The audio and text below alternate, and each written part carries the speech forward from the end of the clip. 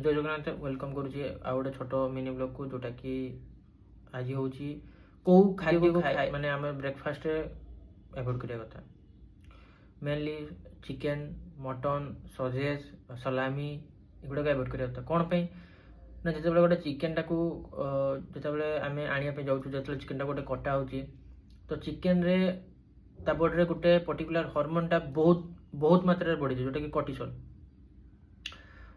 Cortisol एते मात्रा बढ़ी जावा द्वारा कौन हुए ना जोटा कि आम बॉडी तो बहुत बैड इम्पैक्ट रही खाଇବା द्वारा जोटा कि नेक्स्ट वीडियो रे मु पूरा डिटेल्स या विषय कहबी तो कॉर्टिसोल जो तार बॉडी रिलीज होची से जानी पारुची निजे जे मु मरिया पे जाउची आखि सामने देखुची छुरी अछि आखि सामने से देखुची मो मृत्यु अछि माने मु जानी छी जे हां मु मरि जीवी मते मारि देबे तो सेते बेले जो ता लेवल जो ता ब्रेन जो प्रकार जो इमोशन टा क्रिएट होची जहा द्वारा ता बॉडी रे बहुत बहुत हेवी मात्रा रे कॉर्टिसोल लेवल टा बढ़े दोची जोटा कि ता बॉडी रू कॉर्टिसोल लेवल टा धीरे धीरे धीरे धीरे टेंडर द्वारा पूरा ता गोड़ तार जो चिकन ब्रेस्ट पीस सब जोटा मेजर मेजर पीस जो मैंने लोक खाती से गुड़ा को ही ट्रांसफर हुए मेनली। धन्यवाद।